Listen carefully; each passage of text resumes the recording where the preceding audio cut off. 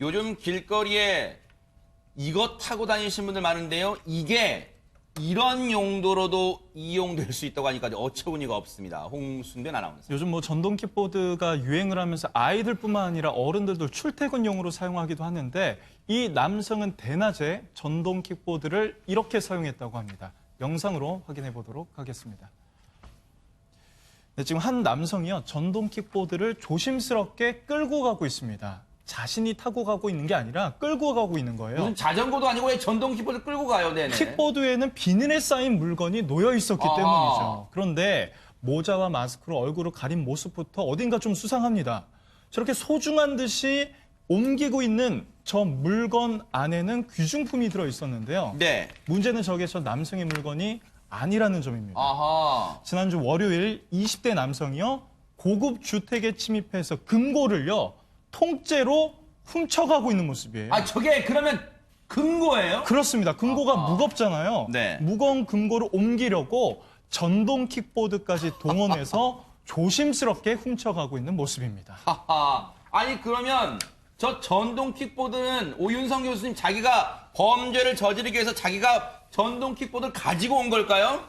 아닙니다. 그 현지 조달한 거로 보이는데. 현지 조달요? 예, 바로 옆집에 있는 것을 이제 또 훔쳤습니다. 네. 예, 물론 이제 저거는 저 사람이 차가 없다라고 하는 것도 의미를 하고 네. 또 자전거 같은 경우는 저렇게 금고를 싣고 갈 수가 없어요. 아하. 예, 전동 킥보드 같은 경우는 타는 그 부위가 약간 넓기 때문에 아. 그 위에다가 금고를 놓고 자기는 끌고 가면 되겠다라고 이제 생각을 한 것 같은데요. 네. 실제로 이제 그 망치하고 네. 또 이제 금고 테두리를 두를 수 있는 투명 시트지도 사전에 준비를 한 것으로 봐가지고는 네. 상당히 계획적으로 저 범죄를 준비한 것으로 보입니다. 하하. 저 금고를요. 아니, 무슨 이것도 영화 같아요. 금고를 통째로 들고 와서 전동 킥보드에 싣고 저렇게 낑낑대면서 운반을 하고 있는 모습이 CCTV에 고스란히 찍혔습니다. 자, 이 범인 검거가 됐는데 경찰 얘기 들어보시고 이어가 보도록 하겠습니다. 부잣집에는 전부 다 금고가 있을 것이라 생각을 한 거예요. 한 달 전에 계속 물색을 했는데 다른 집에 한번 들어갔다가 미수에 그친 거 있어요. 치밀하게 준비를 했고 처음부터 끝까지 마스크나 장갑은 아예 안 벗어보고 계속적으로 차 바깥하고 골목으로 옮겨 걸어서 도보로 이동하고. 김재형 변호사님, 나름대로 지금 경찰 얘기를 들어보면 사전에 답사격으로 계속해서 지금 이 범행 대상을 물색하기도 하고, 뭐 도망칠 도주할 때 뭐 이동 순례도 갈아타고 뭐 지금 뭐 여러 가지 치밀함을 나름대로는 보이긴 했네요. 예, 뭐 조금 허술해 보일 수는 있는데. 아, 허술한가요? 네. 예, 나름대로 사전에 네. 철저하게 계획을 한 것으로는 보이고요. 이 범행 현장으로 본인의 네. 집에서 이동할 때 당시에는 네. 이제 버스 같은 그 대중교통을 이용해서 아하. 도보로 또 걸어서 가기도 했고. 네. 다만 이제 실제로 금고를 훔쳐서 도주할 때는 네. 추적을 피하기 위해서 네.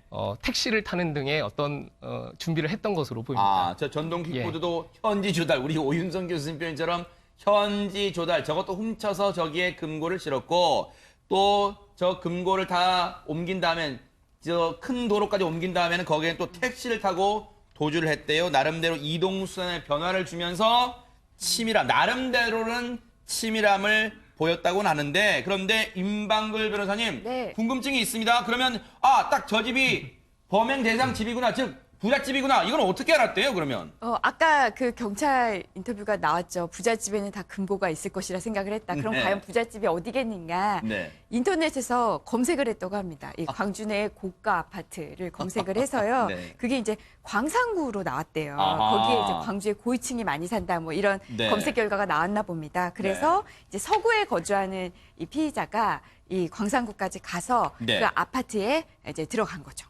아, 광주 서구에 사는 이 절도범이 광주 지역 고가 아파트 또는 고위층 쳐봤더니 그 광산구에 부잣집이 많다는 거 갖고 원정 범죄를 이른바 저지른 거예요. 그런데 최명규 원장님, 26살, 뭐 범죄에 굳이 나이가 있는 건 아니겠습니다만 26살이래. 열심히 살 생각 왜 안 해요?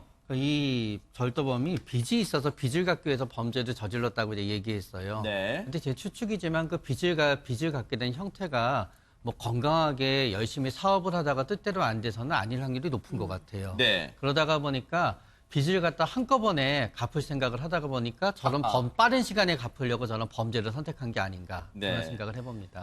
그런데요, 임방글 변호사님, 저 훔친 금고를 어떻게 했대요? 그럼 집에 너무 커가지고 다 눈에 띄잖아요. 그런데 알아봤더니 금고를 문 담양 천변에 버렸대요. 네. 귀중 물품은 지하철 그 물품 보관함에 넣고 나름대로 또 치밀하게 했나요? 어떻습니까? 네, 말씀하신 대로 이제 금고는 강물에다가 버리고요. 저거 네. 어떻게 들고 있을 수가 없잖아요. 네. 또 걸릴 수도 있으니까 그 어떻게 금고를 또 열었습니다. 열어서 안에 있는 현금과 그 1억 원 상당의 네. 어떤 금품들을 본인이 그 지하철역 물품 참, 네. 보관함에 숨겨뒀다고 해요. 그래서 네. 어쨌든 피해자는 피해 물품을 회수할 수 있는 것으로 보입니다. 그나마 그대로. 천만 다행이에요. 네. 절도죄는 좀 당연히 물어야 될 것 같습니다. 주거 침입죄도 있죠. 그러니까요. 주거 침입죄도 있고요.